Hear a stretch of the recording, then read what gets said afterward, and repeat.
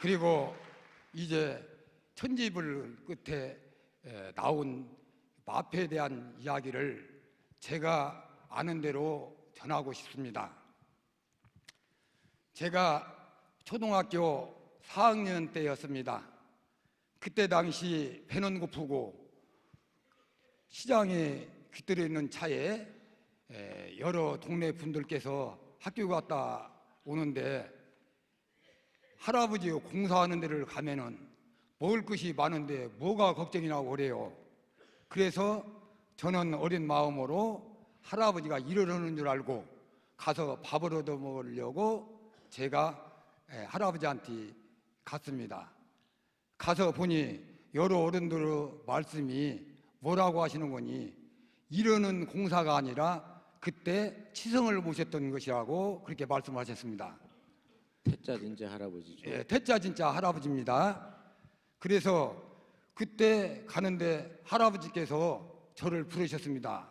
재열아, 너 마침 잘 왔다. 내 심부름을 갔다 오니라, 이렇게 말씀하세요. 그래서 예 하고 대답을 하시는데, 거기가 이제 그때 제비산이었죠? 네, 그때가 제비산이었습니다. 할아버지 교당. 예, 저희 집과는 좀 떨어져 있는 상태였고요. 그래서 할아버지의 심부름을 가겠습니다 하니 할아버지께서 그때 당시 한복을 입고 쥐끼에는 노란 바둑알로 된 이 단추가 번덕번덕하니 달려 있었습니다. 그때 당시에 돈을 낸다면서 이 속갯짐에서 돈을 내시는데 무엇이 반짝 이렇게 얼굴에 스쳐갔습니다.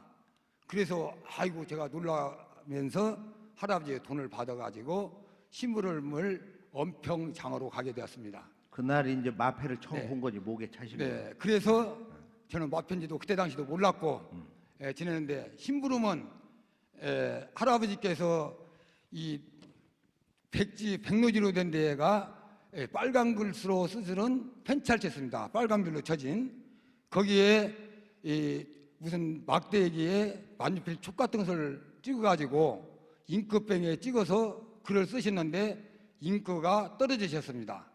그래서 잉크를 사오라고 해서 제가 가서 잉크를 사다 드리고 육받다 하시며 밥을 주어서 잘 먹고, 제가 어떻게 좋은지 학교에서 배운 우리의 소원은 통일 노래를 부르면서 집으로 왔습니다. 그래서 그 뒤로 있다가 어느 이제 또 그해 겨울이 닥쳤습니다. 닥쳤는데 저희 아버님께서는 그 구리골이라는 데서 금을 파서 돈을 벌었습니다. 아버님은 택자식자. 네, 택자식자요.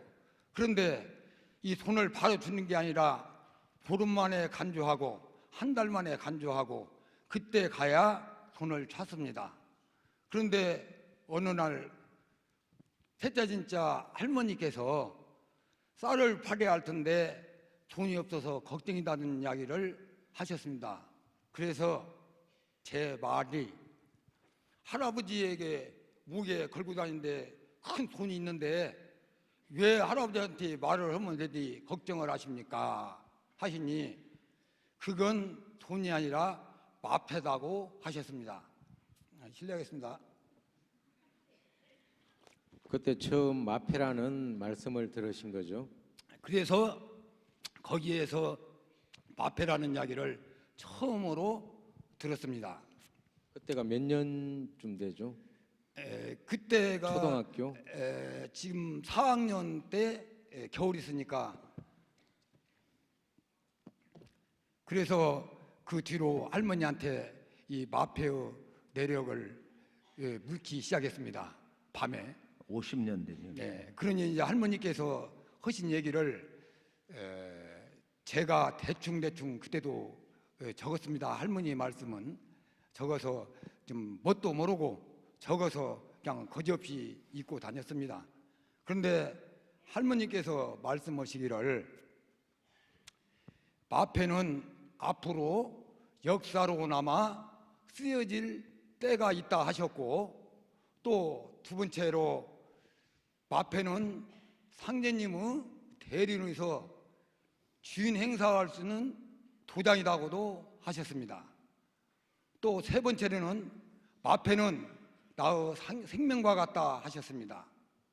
또 한 가지는 마패는 아무나 주고 받고 하는 게 아니라 꼭 필요할 때는 같이 사용하도 될 수도 있다고 하셨고, 또 한편은 이 마패를 가지고 함부로 쓰는 게 아니라 대문전에 누가 와서 큰 소리를 치나 또 모든 일을 갖다가 자유집행을 할 때 마패로 해서 비치면은 상제님으로 알고 물러갔다는 이야기를 전해 주셨습니다.